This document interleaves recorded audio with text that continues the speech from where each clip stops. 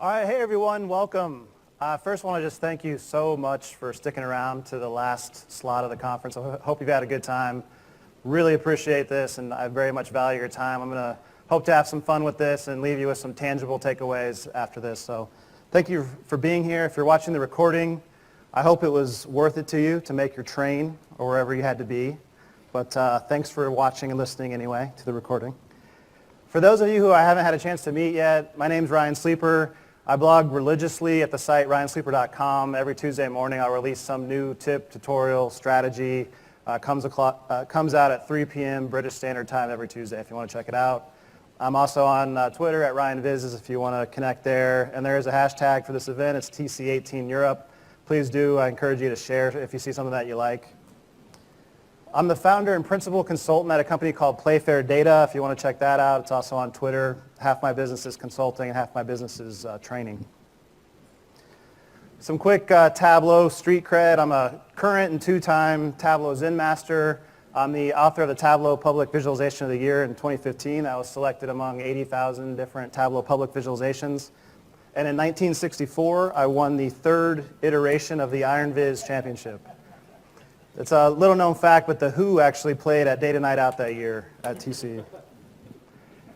I also recently finally had a book come out in print. This exists in the world now. It's called Practical Tableau from O'Reilly Media. Wish I could have brought some of these with me, but it is so full of knowledge and it is so dense that these are quite difficult to get through customs. It is 600 pages long, 100 different chapters. It is on sale at Amazon in the UK if you want to check it out. I love sharing my credentials because it leads into my two favorite slides that I present anytime I do a training or any type of presentation. I've presented this over and over again, but I really do love this story. And that is if I had to represent my own learning curve as a data visualization, it would look something like this. And I've been using Tableau now for about 8 years, a little over 8 years now actually. But I would say that that long flat line in the beginning represents about 2 years of really struggling with the software, frankly. I was self-taught, had no data background whatsoever, so it took me a little while to put 2 and 2 together and start to grow in Tableau.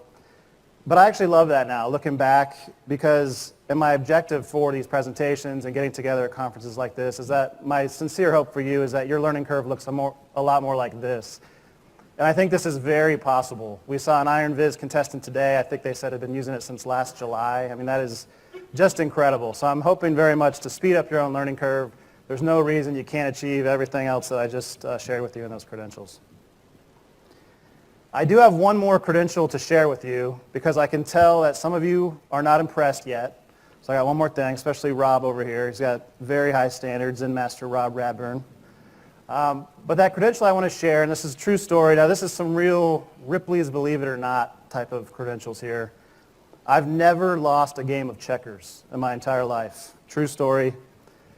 The reason for that, I believe, is I learned the game of chess first. When I was 7 years old, I had a babysitter that had this really interesting chess set with these just gigantic chess pieces. And I think I was just enamored with it. I was 7 years old. I asked them if they could teach me how to play with those gigantic, interesting chess pieces. And they taught me chess. And I don't remember how good I was at chess, but I do remember how good I was at checkers because a couple years later in third grade, it became kind of a fad in our after-school daycare program to play the game of checkers. And the rules were you wait your turn once you get up, and winner stays. If you win the game, you get to stay and keep playing checkers. So every day this went on for quite a while. Wait my turn, get up, play checkers. I literally never lost a game of checkers. This went on for a couple of years until Christmas circa 1995 or so. My father had caught wind of this alleged achievement of mine and challenged me to a game of checkers. You know, as any good father would, he was trying to strip away that last shred of confidence that I had and beat me at the one thing I could beat him at. So I took him on, and I actually beat him. I went ahead and beat him one more time to validate the small sample size, but that was good enough for me. I felt like I had beat my father, and I'd moved on. This moment was so important to me and impactful in my life that I wanted to cement it with an illustration of that moment in history. So I have this here. And this is really where I'm going to start to share some of my own secret sauce. But the secret to never losing a game of checkers is to never play a game of checkers again after you've won. And that's what I did. That's actually true. I haven't played since that day in around 1995 because I'm not crazy enough to put that record online. But it actually did teach me some very interesting life lessons. It taught me that fundamentals really do lead to success. And it's been really interesting. This has played out in some interesting ways in my Tableau career. It's actually kind of a similar path to what I went through when I learned chess first and then checkers. When I started 8 years ago, I looked out. There wasn't many books on the subject, so I reached out and looked into the community, and people, Zen masters, were already doing some pretty crazy things. And I feel like it's kind of tempting to kind of skip the basics, and they're making new chart types and fancy tips, and you're trying to invent new things and kind of push the envelope a little bit. But you kind of lose sight of the basics. And I did end up having some success, and I learned a lot about Tableau, but looking back, I really do believe that all of the big achievements that I've accomplished with Tableau, so Tableau Public Viz of the Year, the Iron Viz Championship win, my Viz included just bar charts and line graphs, the big successes were all rooted in the fundamentals. Even some of the cooler tips and tricks that I do are really just creative applications of the fundamentals. And I love that Tableau put me on the same day as the Grand Chess Master because I'm going to tell you why you should use checkers instead of chess today. But I think that that's important, not just, it's one of those things that I practice what I preach, but I don't want you to take my word for it. I've got some really interesting data that I think backs up this idea and shows that it's important not just for me, but also your audience and your stakeholders, people that are going to be looking at the work that you build. And the data that I want to share with you to back this up is this bar chart that looks at my blog post popularity. So how this bar chart works, this is my top 10 blog posts from last year, full calendar year 2017. I've set this up in a similar way that Google Trends works, where it's all relative to a 100-point scale. So that the bar on the far left there, that's my most popular blog post. It gets a score of 100.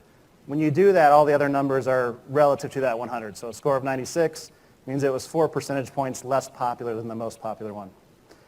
I mentioned that I blog religiously. I've been doing this for several years now. Never thought I could get this far. But I'm closing in on the 200 blog post milestone. But these are my top 10. I want to pose a question to the crowd. Anybody want to shout out what you think those two topics are related to? My two most popular by far. Excel? Nope, good answer though. I'll give you a hint. Tips and tricks. I'll give you a hint. They're related to chart types. I heard bar chart. Pie chart? Not pie chart.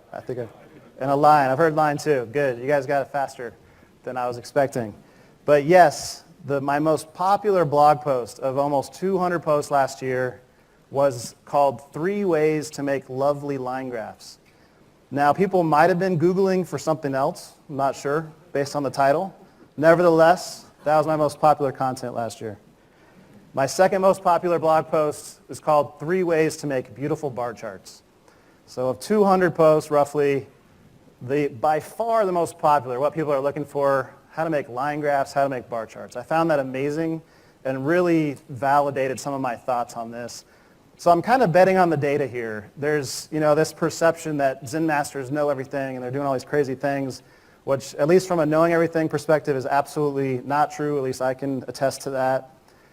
So I'm kind of betting on the data, and I believe that this is what the market is most interested in. And I was really happy with this because I'm also a big believer in the 80-20 rule. If you're not familiar with that, it's really interesting how many things in business and just life in general fall into this share where roughly 80% of outcomes are due to 20% of effects. I see it all the time. A lot of stuff fits into that bucket. And I believe that bar chart and line graphs follow this similar pattern. Actually, on the corporate side of my work, I believe that these two chart types alone can answer 80% roughly of business questions. Of course, there's a lot of other long tail analyses and cool chart types that you can build in Tableau. It's extremely flexible. But at the end of the day, to do your basic analyses and answer business questions, I really strongly believe that those two chart types are typically the best for the job. Especially when you add that third one, scatter plot, you can answer even more questions. But these are my two favorite chart types. This is what I'm going to start with today. I'm going to get very practical, very tactical as well within Tableau. But the first thing I'm going to show you is how to make beautiful bar charts. So these are some tips from my most popular content. I'm going to hop over to Tableau. And the reason that I want to share these is because I think the reason people try to push past these and do something different is they've been around a long time. I mean, these are actually the first two chart types. If you watched Andy Cotgreave's session, he shared a little bit about the history, but both of these chart types were invented by the same person, William Playfair, in the same year actually, 1786. I love these so much and this concept that name my company after him. That's where Playfair data comes from. So they've been around quite a while, maybe getting a little stale. People don't think they're very interesting. So I want to show you a few ways to make them a little bit more engaging. So this is the default bar chart. If I were just to double-click sales and double-click category in the sample data set that comes with Tableau, the reason that I picked Tableau as my tool of choice, I am very biased towards it, is first it's very flexible, but they also constantly reinvest into R&D. I know for a fact that they've studied this. They've looked at the best colors, the best fonts, the best layout, the best spacing. They've looked at all of that, but the default bar chart, in my opinion, still leaves a little bit left to be desired. The headers at the bottom are the obvious one. I can't even read what the different categories are. So the first thing I would do is hover near the right side of the chart, and when this arrow cursor appears, I'm going to left-click and drag that a little bit to the right. That gives the headers enough space now, but when I did that, the weight of the bars, in my opinion, is a little too heavy in relation to the rest of the view. So I'm also going to decrease the size of these bars by clicking on the size marks card and dragging this. Usually that tick mark in the middle is usually pretty good. So I'll just leave it at that and call that good. Another thing that I don't love about this chart type, or this particular view we're looking at now, is there's quite a few tick marks. Every $100,000 you'll see a tick mark and a label there. But all the values for this chart type are between just 719,000 and 836,000. There's also only 3 marks on the view, so I might opt instead to do a direct label. Instead of having that axis with all that extra text there, I'm going to hide the axis by right-clicking, deselecting Show Header, and turning the labels on by clicking the label marks card and clicking that box. So that's a direct label, it's called. And one last thing on this before I move on. Definitely an improvement over what we had, but I've never really liked how the bars just kind of float there. They're actually are sitting on a line. It's called an axis ruler. There's a very faint gray line on both the y-axis and the x-axis. You can barely see it. You might not even be able to see it on that resolution up there. But you can modify the format of those axis rulers. And I like to do that to give the bars a base to sit on. You can do that by right-clicking in any blank space in the view and clicking Format. Navigate to the tab for lines. And we're modifying the axis ruler for the columns, which is the x-axis in this case. So I'll click Columns, and there it is, Axis Rulers. I usually give this a heavier weight and a darker color, maybe try to match the color of the marks. So now it's got that nice base to sit on. I could take this a little bit further, I'd change the font to make it in brand, make the font a little bit larger, and I'd essentially end up with this. So there's the before on the left. That's a true representation of the default bar chart in Tableau, and within 60 seconds, just a little bit extra professional polish, we have made something that's, in my opinion, quite a bit more engaging and professional looking. I'm going to do the same thing on line graphs. This is the default line graph. If I were to use sales and break it down by a continuous month of order date and then color by segment. But before I do that, I want to introduce a topic called the data ink ratio. Some of you might be familiar with this. This is a term coined by Edward Tufte. He's a modern data visualization pioneer. And in his 1983 book, The Visual Display of Quantitative Information, he coined a couple terms, one of which was the data ink ratio, the other which was chart junk, which we'll get to in just a second. But I love this concept so much that I put together a 60-second video to help explain what this is, because so many of my formatting and design tips are related to this concept. So it's a great thing to kind of have in the back of your head as you design in Tableau. So bear with me while this plays just a second. I'll pause it a couple times to explain some things. But the data ink ratio is of the total ink on the view. So anytime you see pixels on a view. We want as much of that as possible to be dedicated to the data. That's the data ink ratio, and we're trying to maximize that. We want as much ink on the view to be dedicated to the data as possible. To help illustrate, I'm going to show you this chart. This looks at the world's loudest stadiums. This is real data from the Guinness Book of World Records.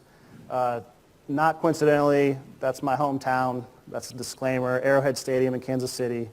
But we do have the loudest outdoor stadium in the world. So we're going to work on this chart, make it a little bit better. I want to point out one thing about this, which is the stadiums would be considered chart junk to Edward Tufte, kind of unnecessary graphics. So the first step is to erase things that are not related to the data.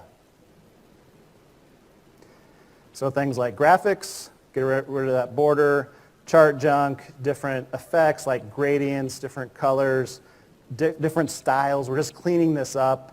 The grid, there's a lot of extra lines in there. It's an easy way to clean it up. Borders, you can see this is getting cleaner and cleaner. You can also have what's called redundant data ink. This is things like decimals and extra tick marks, things that aren't really adding to the view. Yes, they're related to data, but they're redundant. So that's the next thing we're going to do, things like extra labels. Like I said, reducing the decimal places, the tick marks, direct label when it makes sense. And then Tufte encourages you to revise and edit. That's the last step to get to your final desired result. So there's the before, after maximizing the data ink ratio. There's our after. So I'm going to do the same thing with line graphs. The y-axis in Tableau, in my opinion, a lot of times is a good example of redundant data ink. And I think that's happening here. There's quite a few tick marks. So one thing I might do is make those larger increments. And you can do that by right-clicking on the axis and clicking Edit Axis. There's a tab for tick marks. And you can fix those. Maybe instead of every 5,000, I'll make those every 15,000, which will just clean that up a little bit. One disclaimer, word of caution on this. This is just what it sounds like. This truly is fixed now. So if you have a dynamic dashboard where the range is going to change, sometimes you need to be careful, because if you filtered this to values less than 15,000, you wouldn't see any tick marks because the first one won't show up until 15,000. So be careful with this, but it is an easy way to erase redundant data ink. This next tip is also slightly controversial, but I actually prefer to also do this on the x-axis with a line graph like this. In most cases, I don't really care. I know the names of the months. I don't need to see every single month there. I especially don't need to add extra lines at every single data point. I prefer to just know the start of the range and the end of the range. If you want to do something similar, I just want to point out that you can also do this even with a dimension like date.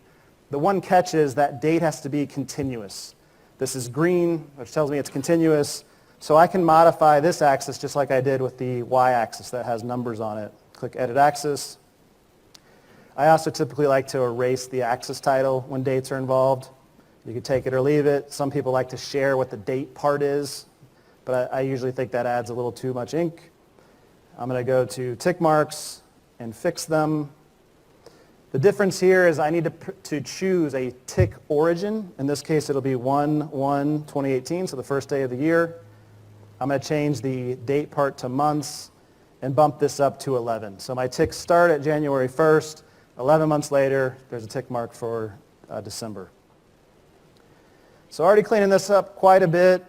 One last tip on this one before I move on.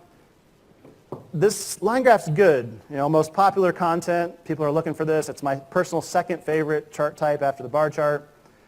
But it's a little bit of a spaghetti graph. People call that when it looks kind of just like noodles thrown on the view.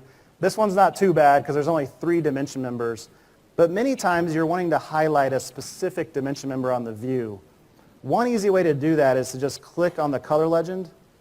But oftentimes there's an easier way and a simple solution to creating a more permanent highlight, and that's to simply remap the colors of those dimension members. So let's say I'm the manager of the corporate segment, and I always want to look at my own view in the context of the rest of the business. Just double-clicking on the color legend will open up this dialog box where I can remap these colors. Maybe I'll give corporate that red, and then for the other 2 segments, I'll give them some lighter gray shades. So they're still going to be there, I can still analyze them if I want to, but they're much more faded in the background. You might be noticing some areas of overlap where there's a gray line laying on top of the red line. That's because these go in order, and if you want to always put the red line on top, this is drag and drop, so you can just click on corporate and drag it to the top. And that'll fix that ordering for you. So again, I could take this a little bit further, put it in brand, use my fonts and things, but essentially, this was the before, and then this was the after on line graphs. All right, shifting gears a little bit, and I'm going to discuss a topic called psychological schemas. This is probably the most innovative thing I've got, but it's a little different, but I think by the end of it, you'll realize that it really is practical, and I think you'll be able to take advantage of this concept of psychological schemas. So first, what that is, you've likely heard as data people of a database schema, but long before database schemas, in the science of psychology, there was this concept of a psychological schema. These are patterns that are all around us. We actually recognize thousands and thousands of these subconsciously. It helps us process the world around us and kind of standardize society to help us navigate the world. A basic example of this is when a child learns what a horse is for the first time. They'll learn that it's an animal, it has 4 legs, it has a tail, it's hairy. They'll commit to their mind that that's what I think a horse is. The first time they're introduced to a cow, they might mistake that cow for a horse because it fits the pattern of what they think a horse is. After all, it's an animal, it's hairy, it's got 4 legs, it's got a tail. So you can also adjust your schemas over time as you learn new information. The example that I like to share as an adult, which is why we've got this animation here, is when you go to a restaurant, even if you've never been to that restaurant before, you have an expectation of how the night's going to go. You're going to walk into the restaurant, be greeted by the host, be seated at a table, the waiter's going to come by, take your drink order, leave for a little while you look at the menu. I don't even need to finish it. Everybody knows it's the same pattern. It's helping it standardize the situation so we can flow through it very efficiently. If we were to walk into the restaurant and be greeted by our waiter and he hands us the bill and says, "Here you go," you'd be very confused. That would disrupt your expectation of what was supposed to happen, so much so, in fact, that you wouldn't even know how to handle the situation. I argue that this concept can help your data visualization in 2 major ways. One is it can help your end user process a visualization more efficiently. And in the context of data visualization, if there's ever a disruption to that expectation, what it does with data viz is it causes a starting point for an analysis. And I'll show you an example of that in a couple slides, but first to introduce the concept and start with a basic one. For better or worse, I bet everybody in the room has an idea of what these 2 colors represent, right? Green is good, red is bad. No one ever told us that. At least no one ever told me that, but that's what those colors mean. That's a schema. No one has to tell you what that means. You have an expectation of what that means. So at a minimum, you should at least understand when you're visualizing data that your end users will have their own expectations. So you don't want to make assumptions. You want to be very clear and make sure you kind of navigate their expectations. If you make a visualization about fruit, don't make the grapes orange and that's hard to say, and the orange is purple, right? Don't mix up those colors. So that's a schema, color. There's another schema related to shapes. You know, you've probably heard the phrase, a picture tells 1,000 words. Art and shapes are schemas. People interpret those in different ways. Yes, you have a little bit of say over it. So here's a viz where instead of having a navigation with words, I use dashboard action in those icons. And if you click on an icon, the funnel chart on the right will update and the numbers will update. This was my most popular visualization for quite a while, and I credit some of its success to the fact that it could go global. This one, schemas also have the ability and the advantage in some cases to even break down language barriers. So in this case, I didn't have to spell out the names of the sports, but they could still get some value from looking at this data visualization. And here's what that action would look like if you had clicked female and then basketball, the funnel updated, the colors updated, the numbers updated. One last example to hopefully help bring this to life for everybody. The third schema is called spatial context, or at least the third one that I'm sharing today. To attempt to illustrate this, I've taken this data, it doesn't matter too much what the data it represents, but this is the lowest ticket price per section during Super Bowl 50 in American football a couple years ago. It's actually a really good chart. It's a bar chart. That's my favorite chart type. It's sorted in descending order, which is even better. If I worked at the stadium or maybe was a big fan and had always been to the stadium and knew what the section names meant, this is actually a really good chart type. But I've never been to this stadium. So I took a shot at reimagining this same data and leveraging this concept of schemas to help me and my end users process the data more efficiently. So I took that same data and I mapped it onto the stadium where the game was played. Now, even though I've never been to this stadium, I have been to dozens of sporting events in my lifetime, so I have an expectation, a schema of what these ticket prices should look like. I know that as I get closer to midfield and into the lower rows, those tickets should cost more money. As I move up and into the nosebleed sections and the corners, that's going to be less expensive, cheaper seats. And sure enough, that's what the data showed me. I was able to process this almost instantly. So that was the first big way this concept can help you. It can help you process the view more efficiently, faster. The second way it can help you is if there's a disruption to the expectation, it would cause a starting point for an analysis. So if I were to map this data and see a red corner, that would very much surprise me. It would not be what I expected, and it would give me a starting point for an analysis. Something different definitely has to be happening in that corner. Maybe it's all you can eat and drink seats. Maybe it's some type of buy one, get one free deal. Who knows? But something different would have happened. One more tip one more thought before we move on from schemas. I want to point out that I'm not arguing to do one or the other. I mentioned bar chart's my favorite, but I do think that this newer fancy stuff can actually help complement those traditional chart types a little bit better than they can work on their own. So the real life version of this has both a stadium and a line graph below it. And when you click on a section in the stadium, the line graph underneath updates to show you a 14-day trend for that section. The next tips I'm going to share are all related to the describe feature. I was kind of curious, how many of you have even heard of this feature, describe, in Tableau? So yeah, about what I expected. Not a whole bunch of people. Of those that know what this is, I'll first show you the way that most people use this over here on my bar chart. This is the first way that I learned it, but you can right-click on any field in your data source, and the last option is to describe that field. And this gives you a little bit of information about the field, like which table it comes from, which type of data it is. But my favorite way to use this is to click on this load button, and it loads a preview of the first 20 dimension members within that field. Before I knew about this feature, I would drag these dimensions onto the view just to see what the dimension members were, see if I wanted to use them. But that was very inefficient. If I was working with a large data set, Tableau would start to crunch the numbers and I'd have to wait for it to query the data set before I could figure out what the dimension members were. So that's the first way. Just first want to introduce that feature to you. It's very handy and it'll help you with efficiency in your analyses. But you can also describe an entire worksheet. Let me go over to my line graph for this one. If I go to worksheet in the top navigation, the fourth option from the bottom is to describe the entire sheet. This gives you a lot of information. So what type of fields are on the view? What's the mark type? Are there any filters being used? What are the ranges of the values? All kinds of things. This isn't even a very complex view that we've got, and there's already quite a bit of information there.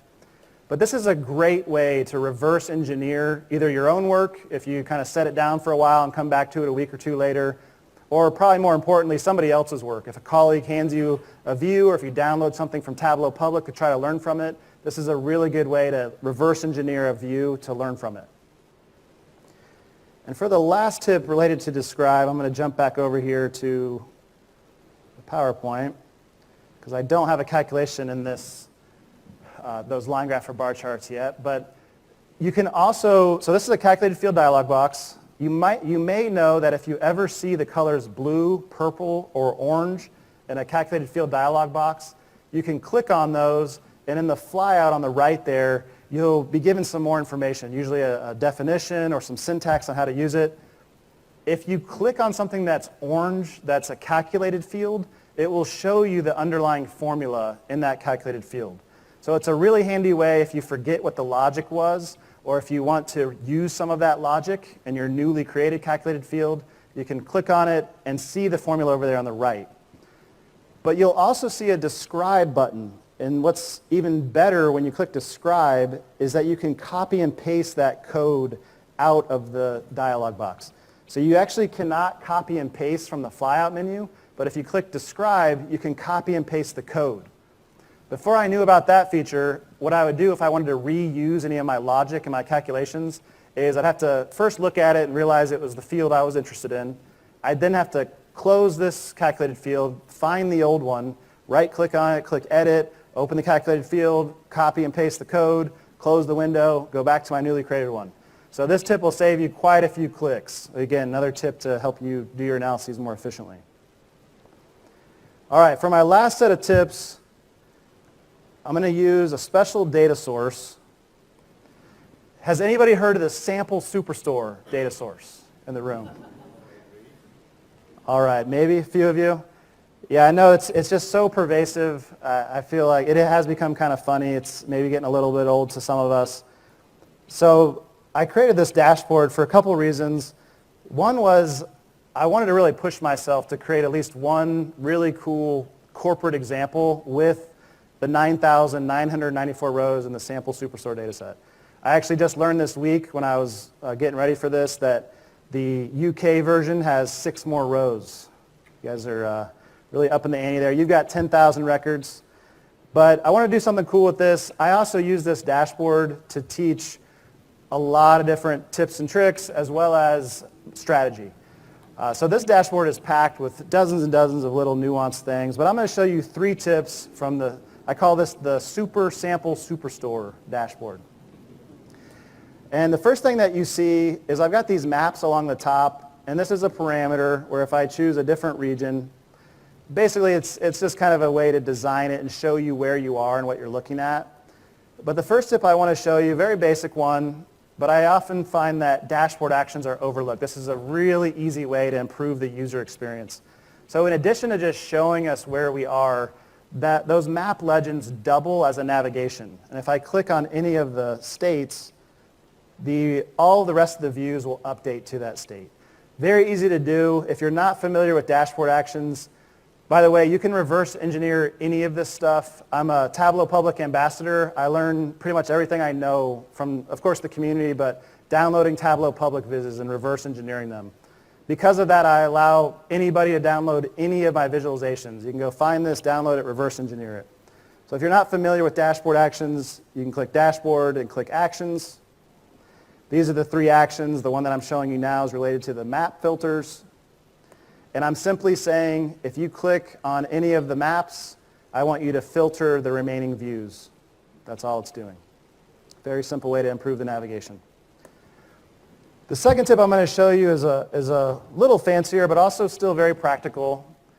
The one feature that I prefer in Excel over Tableau is that it's a little bit easier to know when a filter is taking place on the view in Excel than Tableau. But there's always a flexible trick and a way around it in Tableau. So I'm going to show you how to build this filter in use alert, is what I call this. So I'm going to start a new worksheet, and I'll call this my TCE filter in use.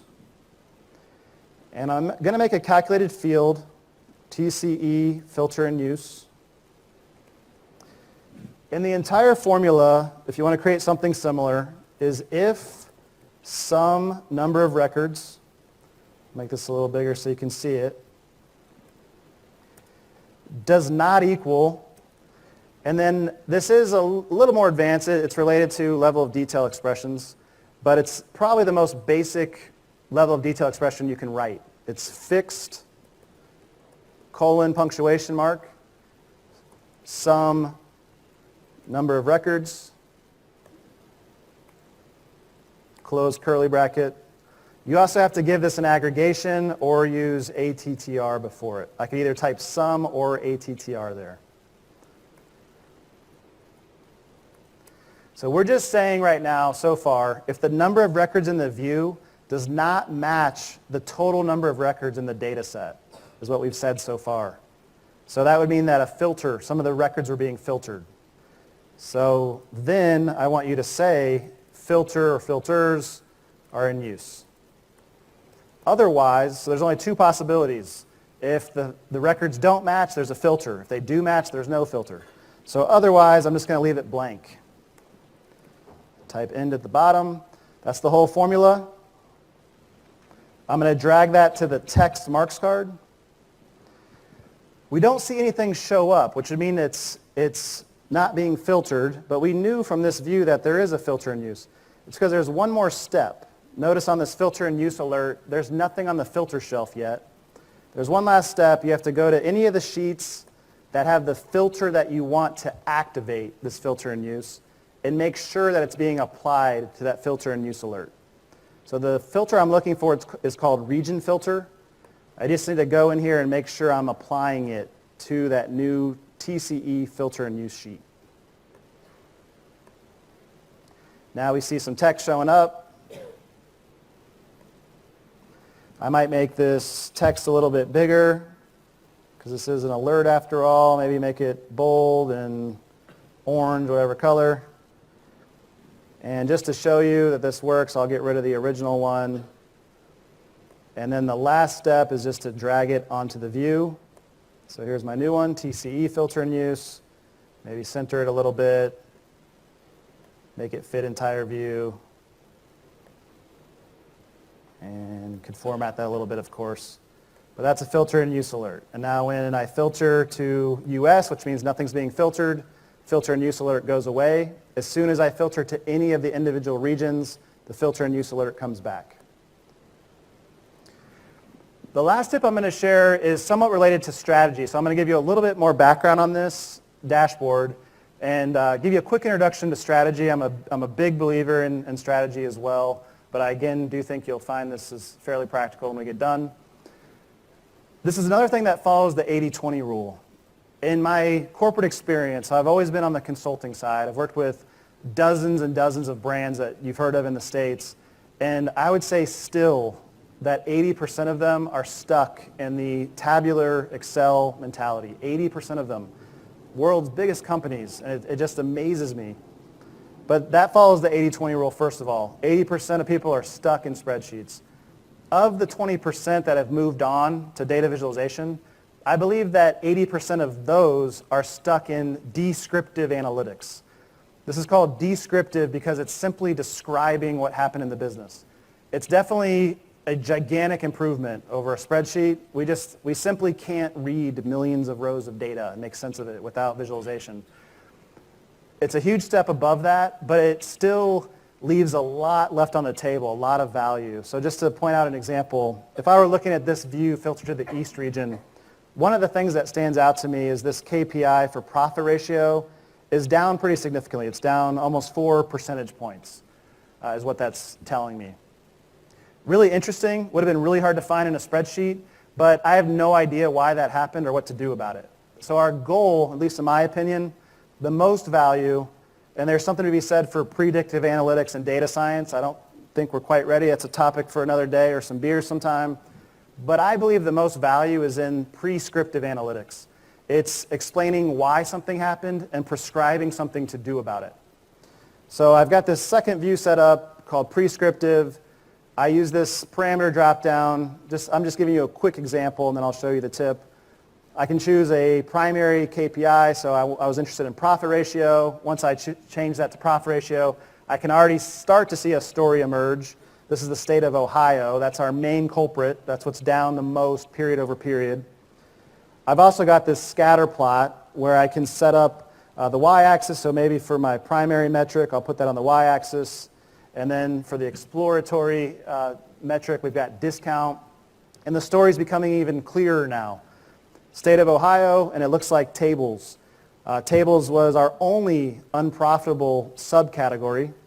And by looking at the x-axis, it looks like it was also the most discounted subcategory. So that's probably why it wasn't as profitable. We're discounting it too much. So found out what happened. If I was an analyst in the business, I'd most likely have an idea of what to do about this to improve the situation. Probably need to reach out to the guy in Ohio, tell him, hey, can we just take the discount down just a little bit or maybe discontinue it because we're just bleeding money there. The tip that I'm going to show you, that was definitely an improvement over that raw spreadsheet, But the tip I'm going to show you is how to build this custom insight at the bottom. So this is not an out-of-the-box feature in Tableau, but we're going to allow the analyst to add their own analysis right in line with the Tableau workbook, which is why I've got this third tab called Annotations. And it's very simple. Again, this is practical Tableau tips. These are just creative applications of the basics. This is a parameter with a data type of string and allowable values of all. That's all it is. It's basically an open word processor where I can type in my insight.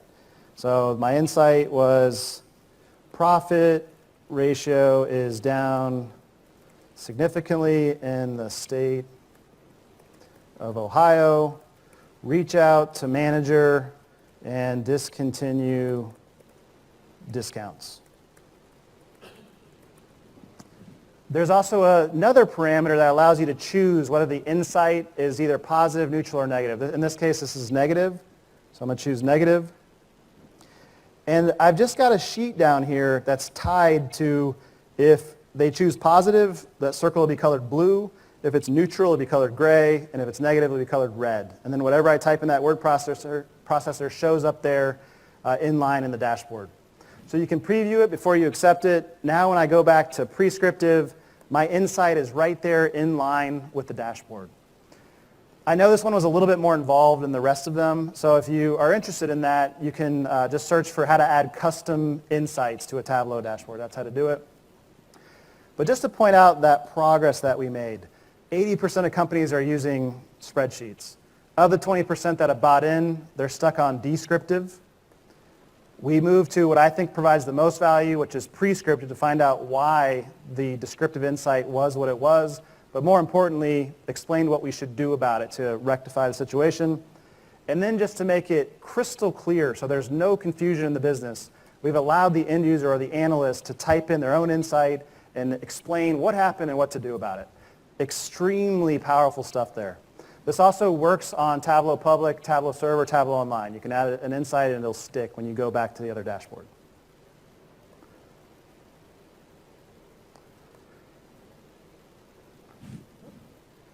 So in summary, I'm a huge believer that fundamentals equals success. I shared quite a few tips today, and I just wanted to point out that none of those were very fancy, to be honest. They're just creative applications of the fundamentals.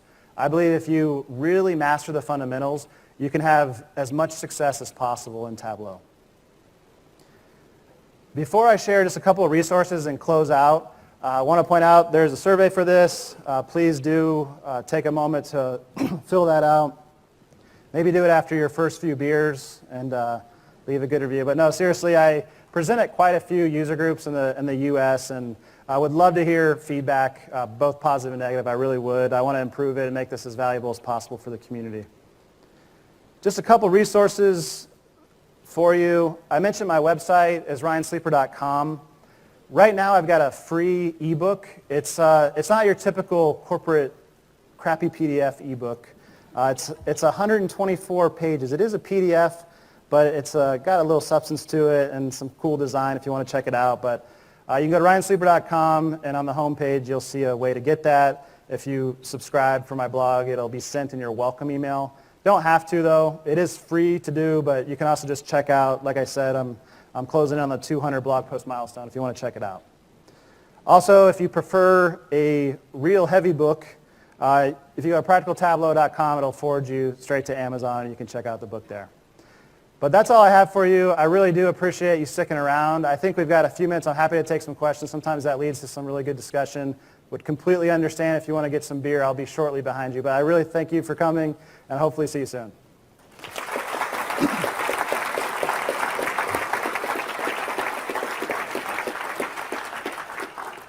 I saw this one first. How old is your book? What's that? How old is the book? It was released on Amazon April 30th, 2018. So it's very new. That's a good question. That's always a challenge. So the question was, how old is the book, and am I going to keep up with the quarterly updates? That's one of the best things about Tableau. Every quarter they release new features. I believe my style of writing and the tricks and tips that I share are fairly timeless. the images might look a little bit different as they update the software. And they occasionally do become obsolete, which I love. Some of these creative applications are things that I had to create out of necessity because they're not a Tableau feature. But they do update every quarter, and sometimes they end up in the software, and that chapter is now obsolete. But it'll be good for a while. But I am still constantly writing. Yeah, and I'm not going to work on that book for a while. But I'll keep up with it. I'm sure we'll do a second edition, that kind of thing. I saw that one next.